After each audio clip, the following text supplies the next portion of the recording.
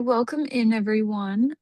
We are going to give it just a couple more minutes to kind of let people get logged on, and then we will go ahead and get rolling today.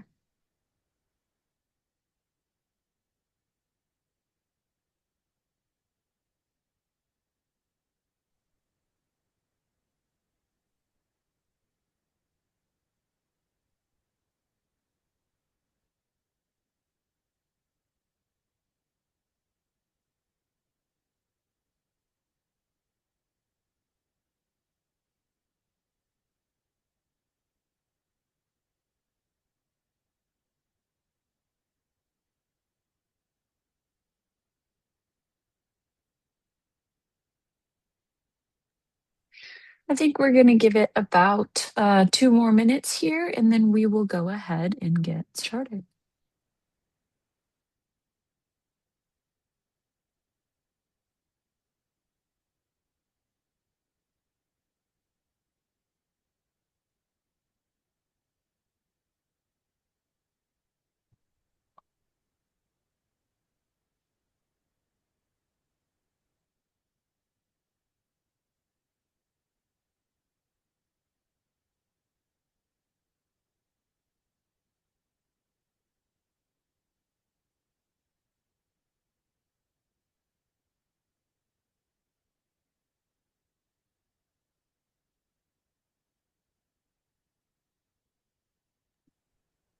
All right, I think we're going to go ahead and get started here, and I will keep an eye on the waiting room as we're going along, but we can go ahead and get into it. So, I kind of wanted to start out today just with a little bit about reviewer, kind of our topic, and then kind of what we are going to be rolling through in this webinar. So with that being said, for those of you that don't know, Reviewer is an applicant management software. So any program you're running where you're intaking any kind of application, Reviewer can run it. So that is anything from scholarships to grant programs, different competitions, contests, things kind of that nature. So yeah, anything you are taking in an application and it's kind of getting reviewed, we run within Reviewer. So with that being said, we have kind of compiled a lot of the best practices that we've seen over the years. We have run thousands of different awards programs here. So we just kind of wanted to create the ultimate guide to member recognition awards. So my name is Callie. I run all of our marketing here at Reviewer, and I have Hallie from my team here, and I'll let her introduce herself. Yeah, I'm a part of the customer success team here at Reviewer. So I work with all of our clients from the time they are onboarded into Reviewer. I help them kind of get their events up and running, get ready to start intaking those submissions, help them through that evaluation process, and then help them kind of close things out and get their event ready get ready for the next year's cycle. So I kind of have that insider perspective of understanding what processes don't work for them, what their frustrations are with their past way of doing things, past programs, however it might be, and then kind of understand what they're looking for in a reviewer and what kind of features and aspects have really helped them kind of progress through their awards program. So I just kind of have that insider perspective of understanding what our clients are really looking for. Awesome. All right. So I did want to note before we get started here that the chat is open. So if you have questions as we're going along, feel free to drop them in the chat. But with that being said, we are kind of going to start out with just some of the ways that we currently see awards programs underperforming, kind of some gaps or issues that we see commonly happening. One is low nomination rates, not getting enough applicants or nominations through the door. The second one is naming the same things year to year and kind of running the exact same program year over year. The next one is short windows for applications, things like that. The next one is bias risk for your judging and just program overall. And then committee fatigue. Your reviewers might be rushed. They might be handling too many submissions at once, things like that. And then the last one is programs go dark. So that's the awards kind of ending after the ceremony or after the winners are announced. And that is kind of where we see programs stopping. So, to give you a little roadmap of today, first we are going to go through strategic category design. Then we are going to move into the nominator nominee workflow and kind of how that works. The third piece is AI powered award management. So these are some new features, ways that AI can be used in the space. And then the fourth thing we are going to touch on is fair, defensible judging. Then we will move into the year-round engagement flywheel, and we will finish off with vendor evaluation framework. So kind of how to choose a platform, a vendor, a form, things of that sort. Yeah, so the first thing that I kind of want to talk about is strategic category design. So this is really important, especially for some of kind of our veteran award programs. Being more thoughtful and intentional about what categories and what awards you are offering.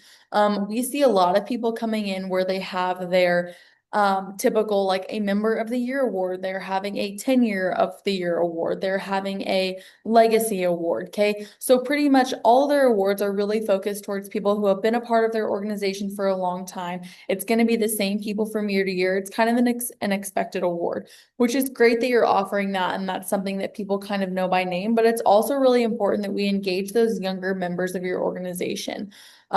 We kind of are seeing that trend right now where a lot of our older members are kind of leaving the organizations, their time is up. And so then when it comes time for that legacy award or your 10-year awards, anything like that, you're kind of just stuck on something. You need something a little bit more. And not only that, but you also just need to include and get those younger members more involved, more engaged so that they can eventually work up to that level. And it's really important just on the numbers side of things to make sure that we have people from all age ranges applying.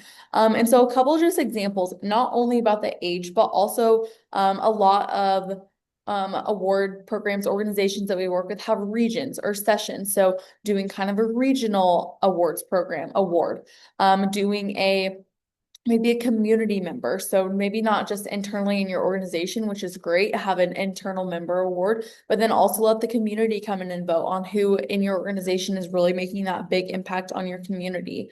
Another kind of important one is going to be those specific categories or industries within your organization. So maybe you have a technological group of people that are working in your organization, and then maybe you have a more like passion kind of industry, that kind of thing. Just kind of separating out depending on what everyone in your organization is kind of a part of. So just making sure that we're inclusive to everyone because that's really what is going to kind of drive those numbers up. The more involvement, the better. You don't want to have your award program where every year it's kind of the same expected person, same award, nothing new to look forward to. Getting more people involved and kind of getting that workplace buzz up is really, really important. The second thing kind of with that is going to be the actual process of your awards program. So what we really kind of push for is the dual nominator nominee workflow. So what this means is that you're going to have your typical nomination application, and then you'll have the nominee application. The difference between this and kind of your regular workflow is that the nominator is going to be pretty brief. Okay, so they're going to go in and they are going to fill out basic information. So their first name, last name, maybe obviously what award you're applying for, but then maybe what area they work in, or just kind of specifics along those lines. And then other than that, you're going to ask them one or two quick questions. Why do you really think that they deserve this award? Give me 3 reasons why they deserve this award, 3 things that they have done that are giving you the gumption to nominate this person. The importance of this is that we're leaving the nominators process really short and sweet because the more nominators that we can get to nominate those nominees, more numbers, more applications, the better. And that's a good experience for them. It's not a great experience when our nominators are having to go in and fill out all this information that they honestly don't know the correct answer to. And then what leads to that is that then they're going and they're searching and digging for information from that nominee, which kind of ruins the whole excitement. It's like, oh, great, I'm getting nominated, but I have to help fill out half of their form. I wish I could just do this myself. So then kind of transitioning over to the actual nominee application, they'll kind of verify the information, first name, last name, address, where they're working, that kind of thing. But then also they have that opportunity to kind of brag on themselves. The nomination itself was a great reason for them to be a candidate, but now that they get the opportunity to kind of push their best qualities, their best accomplishments, and give them that best application possible.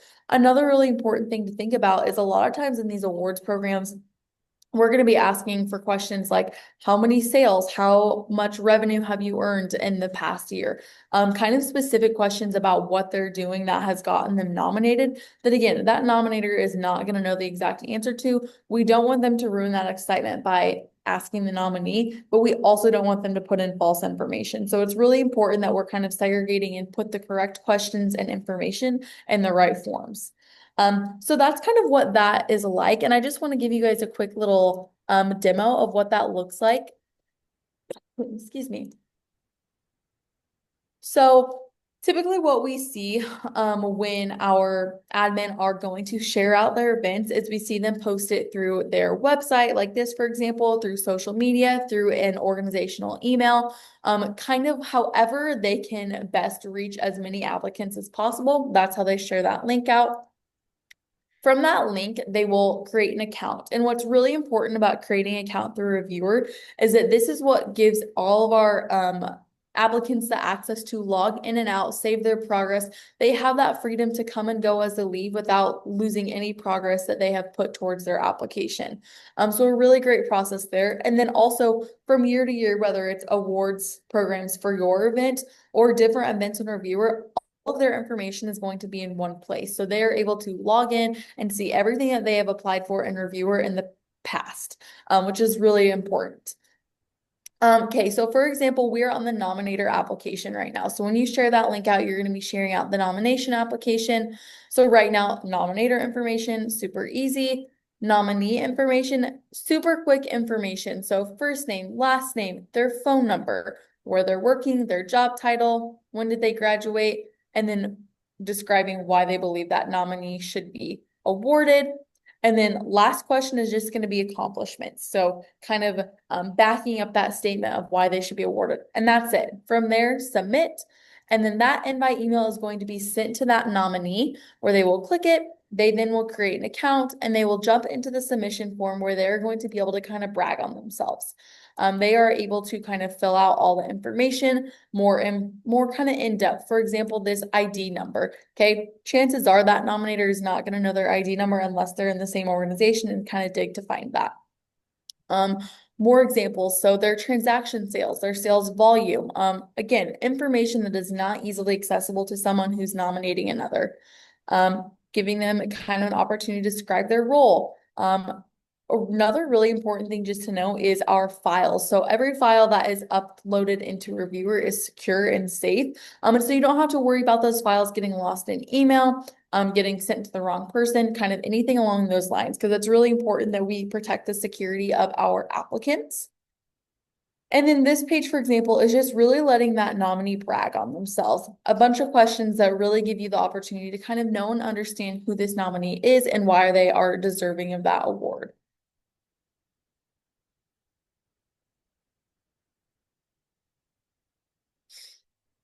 Perfect.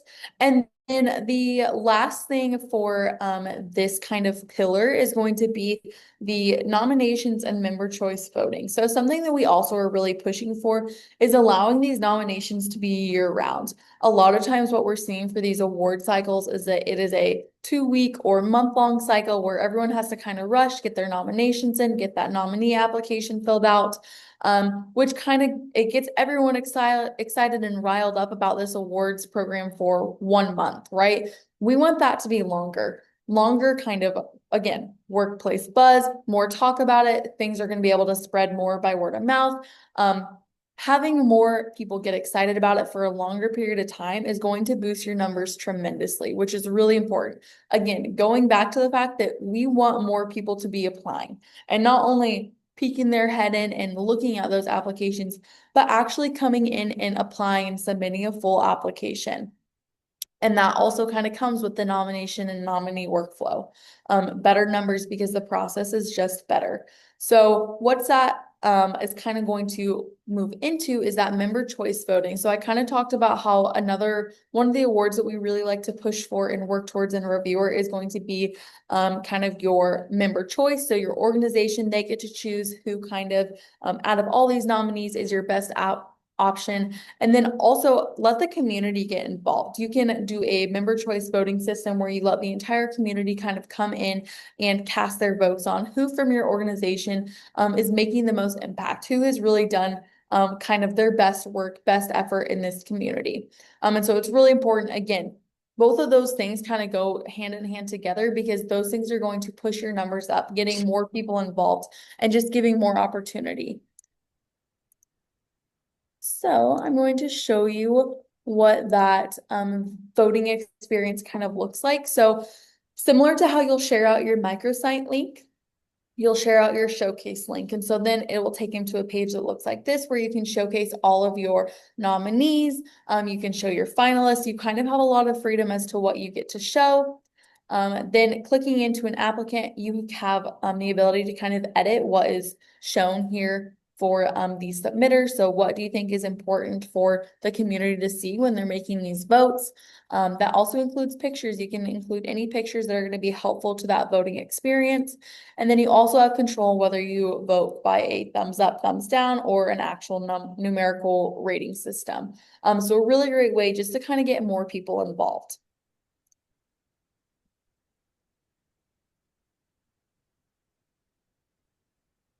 All right. And now we are going to move in to AI powered award management. So some of these are kind of some new, a little bit of a teaser, kind of what's coming out in the next couple of months within Reviewer, and just some ways AI can kind of work into your programs. So to kind of start off, what we have currently been seeing is a lot of program admins are using some form of AI to run their programs, whether they're putting things in ChatGPT to help organize, um, or things like that. They're normally using it some way. The issue with using those big AI platforms is once your applicant's data kind of goes into there, you really can't ensure the safety of that applicant's data at that point. So we wanted to kind of pull some AI features into Reviewer so that everything is within our secure platform. So the first one is nomination summaries. So this is using AI to summarize an application for you and just give you a little paragraph. You could use this in a lot of different ways. You could use this not necessarily to judge the whole application just based on that little summary, but maybe to go back for judges and have a refresh of who that was. They can just read the little summary. Um, and then also, it can be used in a couple other ways. Just for maybe like second round or first round, things like that. The second one is score normalization, which we will show you that a little bit later. The issue we've been seeing with that one is the difference between judges. So, for example, I may be a really tough judge, and Hallie may be a really easy judge. So, if you're an applicant, you probably want Hallie scoring you, not me. So, score normalization is a way to kind of take the average score of the judges and then kind of score based on that. And again, we'll show you that in a second. The next one is category matching. So when nominees fit multiple categories or they're eligible for multiple different um, programs, AI analyzes their profile to recommend the most appropriate match or what they're qualified for. And then the last one is eligibility screening. So that's filters, things like that to kind of screen applicants so they're not applying things they're not eligible for.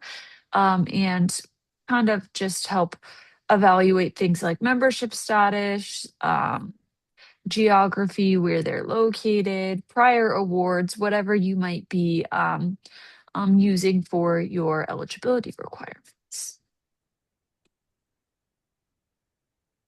Yes. So the next thing that we'll kind of talk about is eliminating bias through systematic design.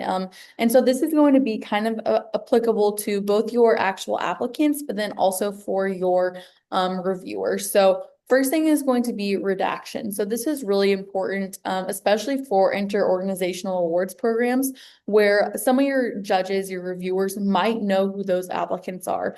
A lot of time for award programs, we see alumni of your organization coming in and being the reviewers for those groups. And so chances are they're going to know a lot of those applicants. So what we then want to do there is actually take out names, any kind of identifiers that will let the reviewers know who they are evaluating. This is really important just because we want every applicant to get that fair chance at getting your award. Second thing is going to be a randomized assignment. And so this is going to be kind of you allowing the system to pick out what judges are going to pick out or going to evaluate each submission. So this is important because you as an admin running your program, you might have bias because you know that this judge likes this kind of applicant, etc. That kind of example. So making sure that we kind of take out that bias aspect and let the system actually make those assignments for you. You can set a minimum, you can set a maximum, you can set pretty much anything just so that you can kind of make sure that everyone is judging the random kind of same amount. Third thing is going to be conflict of interest. So kind of going back to that data redaction, judges are going to know some information that is going to be identifiers for the applicant, which then could be conflict of interest, and not necessarily just a person, but situations.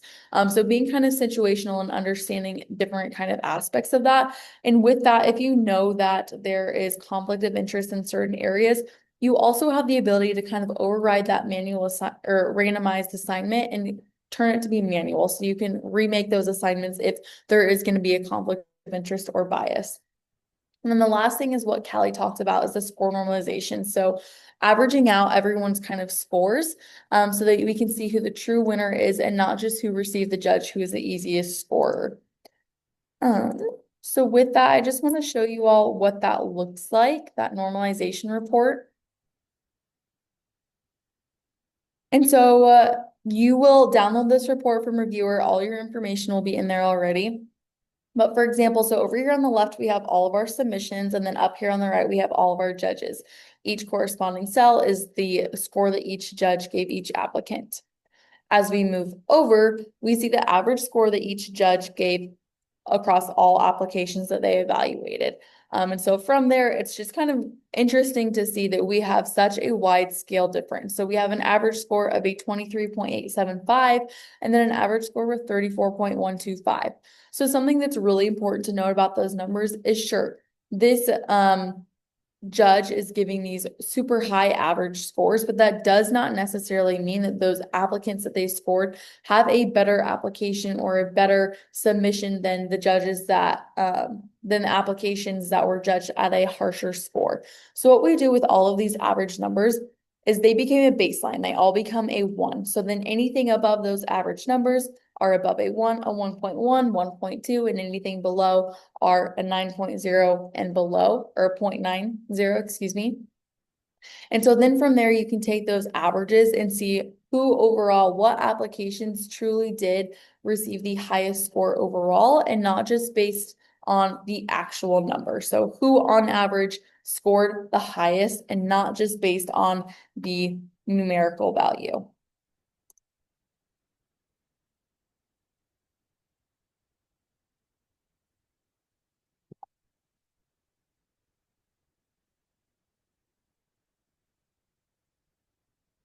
Perfect.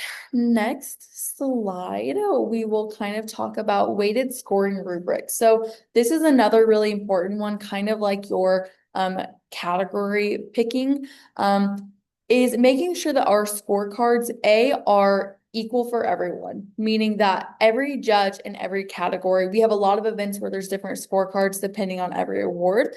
But then we also have a lot of events where it is one scorecard overall. But what I've been seeing a lot of with our admin who are coming from using different platforms, different processes, is that they don't have one scorecard that they give to all judges. And if they do, it's not something that's intuitive and gives them equal scores across all applications. So, number one thing is to make sure that we have one scorecard that is the same for every single reviewer.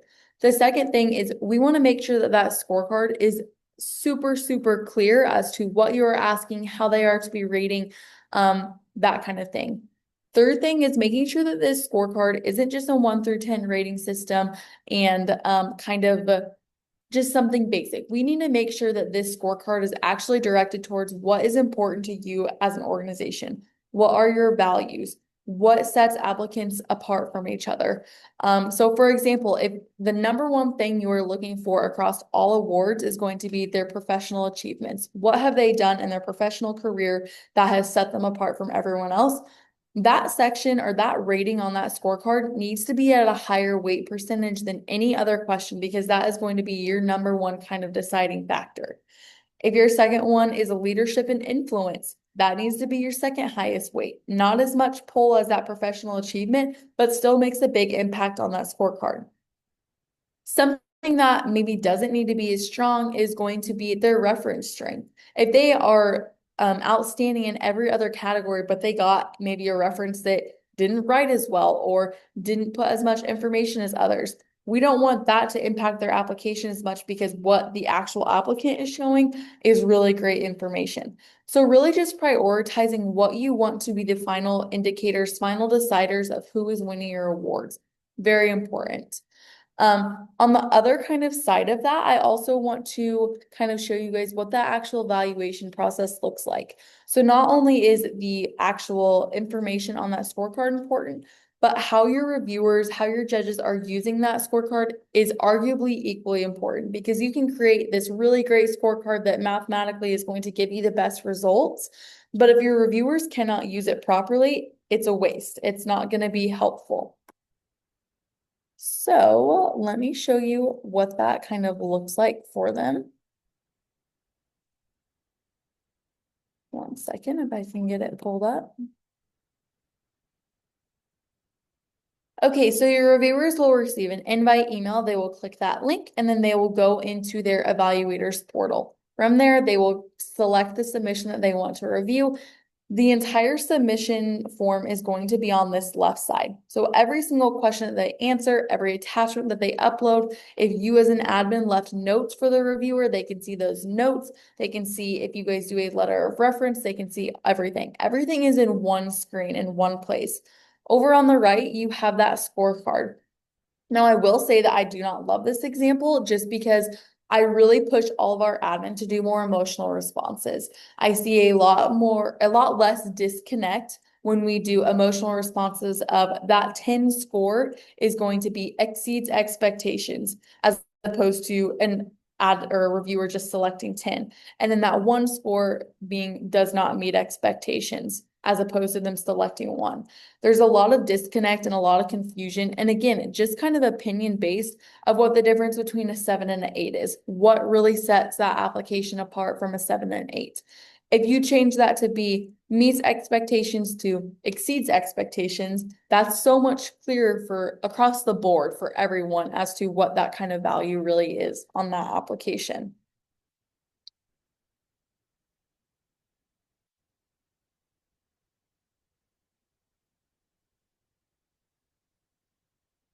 Perfect. And then the last thing on this is going to be more towards your admin side of things. But this is going to be kind of how you are setting up your review workflow. So first thing is going to be your personal cues. So something else that's really important at reviewer is I really am pushing for our admin to use that reviewer queue. So what that's going to do is that is going to provide those applications in a different order every single time that that judge opens up their computer or iPad, whatever it might be. And then it's different for every single judge. This is really important because it is statistically shown that your applicants who are judged, your first 5 applicants are going to be scored better than your last 5. And so we want to give every application that kind of best opportunity possible to make sure that they are getting the best score that they can. The reviewer fatigue, as Callie kind of mentioned earlier, that's a real thing. Their later reviews are not going to be evaluated with as much focus as the first ones. And so making sure every applicant kind of has that best chance to be at the top of the line is really important. Third thing, I kind of just combine the shuffled order and personal cues. Side by side view, that's what I just showed you. Having those kind of applications and scorecards side by side is really important. Same with that embedded file viewer. So they can see where that file was uploaded, see what the title of it, click view, and they can see that file, which is really important. Just how our submitters create an account and they are able to log in and out of their submission form, so are our reviewers. They can start reviewing and reviewing at any point in time. So they don't have to complete a full evaluation and their progress will be saved. They can log back in and pick up where they left off.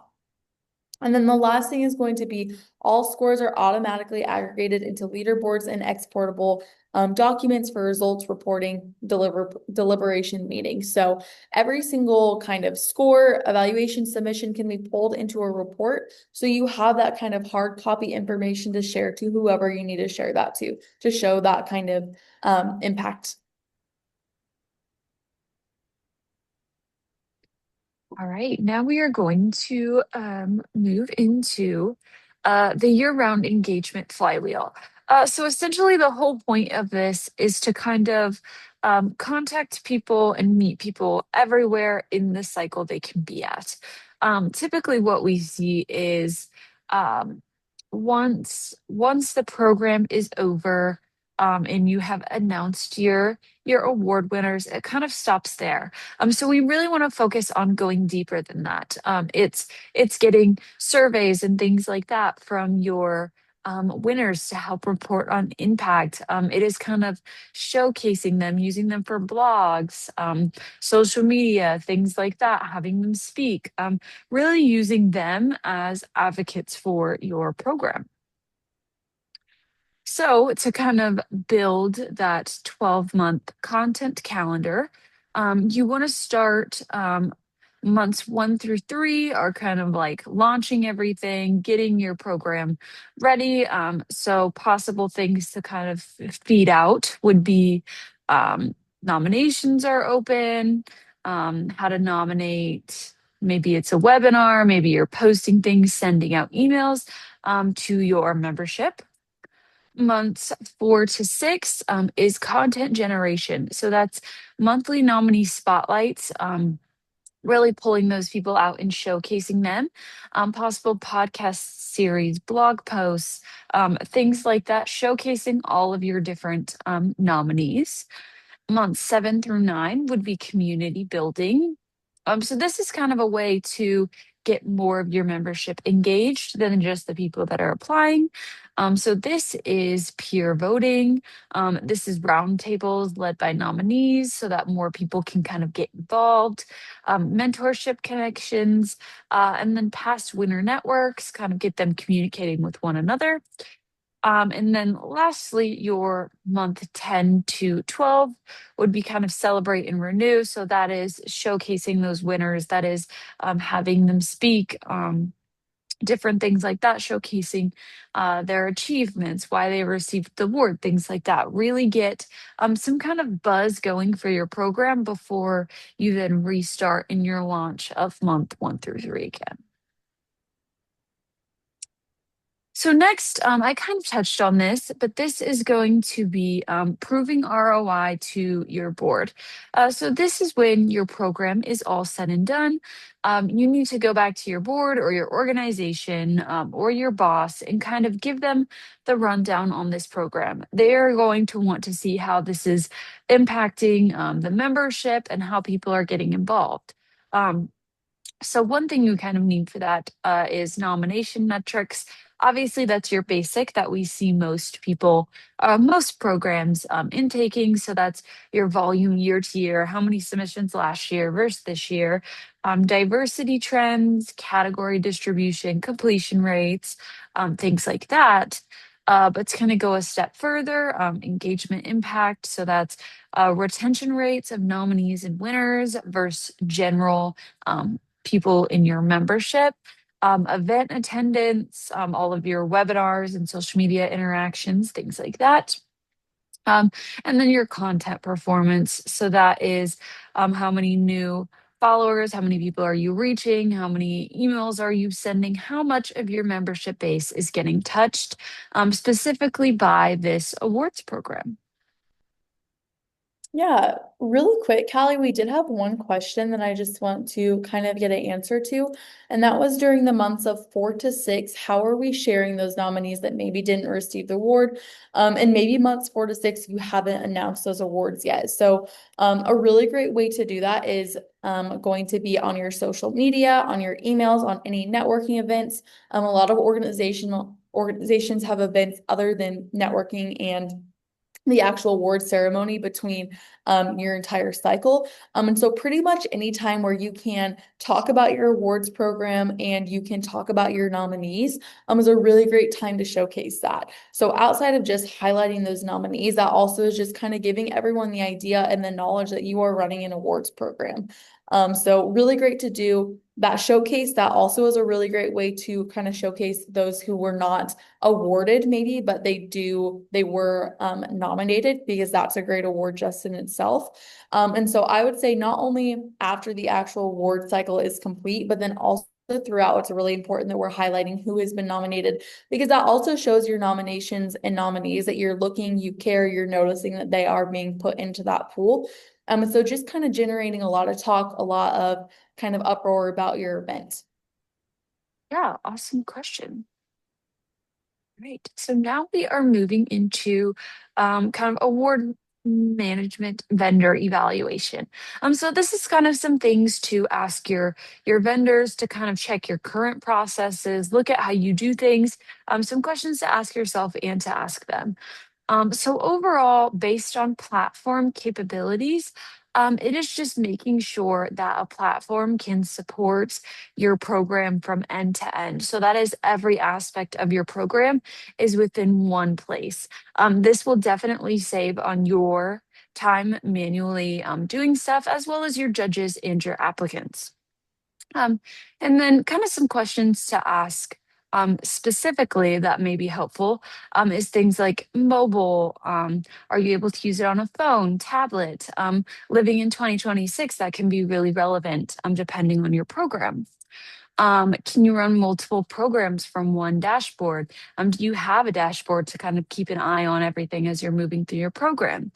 What does onboarding and support kind of look like? And just some things within that.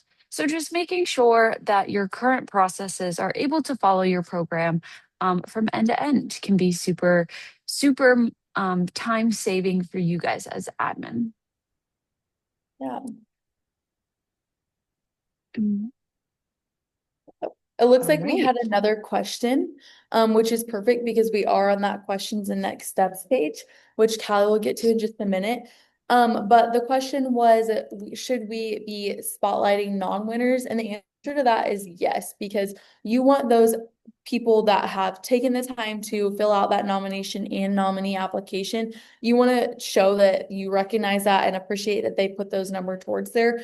That also, again, is just going to kind of spread word of mouth that another way to recognize that you are running an awards program. And also it just kind of gives them that encouragement that you see their application and that they could be a contender for next year's award cycle. So it really just kind of is a great way to kind of boost your organization, show that you care, and then also just another way to kind of push the community and show kind of what you're doing within your organization. Yeah, good question. So with that being said, we are going to kind of open the floor for questions. So feel free to start dropping those in the chat. And while you guys are typing those out, I'll drop a link for you right there. If you're wanting to get more of a better look at Reviewer or maybe how your program specifically might work within Reviewer, you can feel free to book a meeting with a member of our team right there, and they'll be able to help you out with that.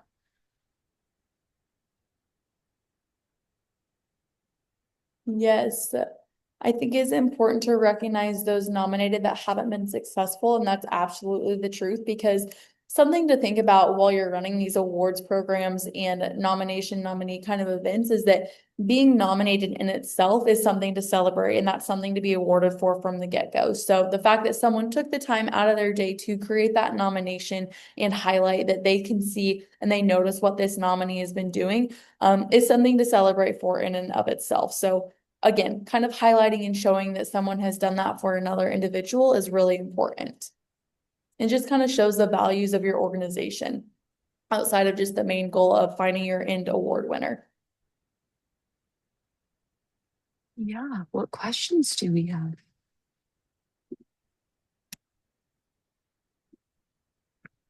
We are kind of open to any questions. It can be program specific, best practices, and kind of anything in between. So feel free to start dropping them.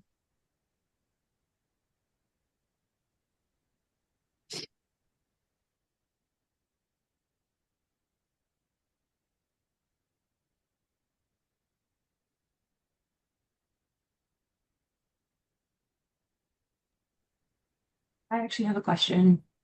When you mean by year round, you mean that I should be accepting, or we should be accepting nominations the entire year.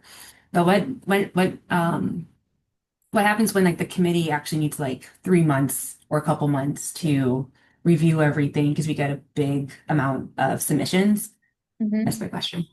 Yeah, so what you can kind of do there is you can kind of create a new event. So similar to like our copy over process, you will have, so say you are going to start accepting submissions on January 1st of the following year, and you are going to stop accepting submissions on October 1st. So then you have from October to December to kind of give your committee time to actually start reviewing and deciding who is going to be evaluating or who's going to be winning those awards, excuse me. But then in that new cycle, you can start accepting submissions for the next cycle. So from October to October, in your new event. So you can start accepting submissions and then you'll accept them up until the following October where you will close, start the evaluation process and create that new event where you will start bringing those applications again. So they won't necessarily be within that same microsite link, but it will kind of be rolling to the outward eye because they will be able to submit year round. So while the submission deadline is going to be October 1st of 2026, that new application program for 2027 is going to start. So they will always have the opportunity to apply. And that's something really easy because most of our applicants aren't going to notice that change in the microsite link. So you update it one day on your social media, you update it um on your website, whatever that might be, and then you're good to go. Thank you. Yes, great question.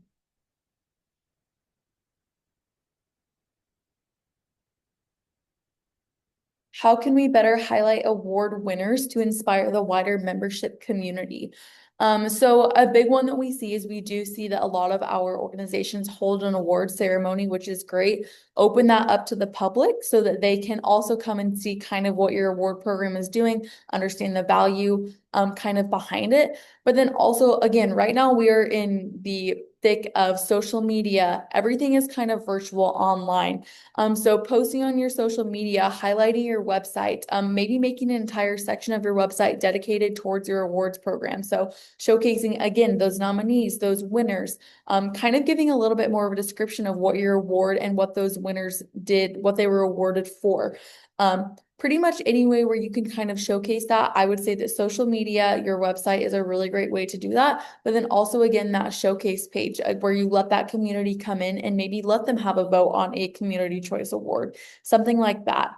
I know a lot of people, communities, their chamber of commerce, they kind of have social media, they have access to showcase certain organizations within the community and what they're highlighting, what they're doing. So pushing and finding different ways within your actual community to help showcase kind of what you're doing within your awards program. So I would say your personal social media and websites are a big thing, but then also finding ways in your community, whether it's through other organizations, other companies, your Chamber of Commerce, for example, having them help kind of push your program out there.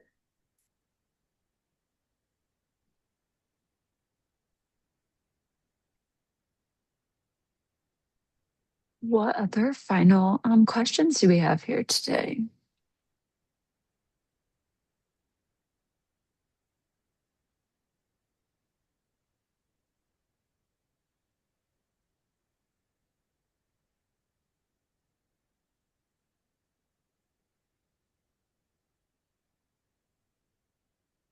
All right. Well, if we don't have any other questions, be on the lookout from a follow up or for a follow up, I'm sorry, from our team. They'll be reaching out in the next couple of days, get you the webinar recording and just some other information. So if you kind of want to go back, rewatch, look at the slides again, they will be reaching out. But with that being said, thank you guys for attending our webinar today. Yeah, thank you.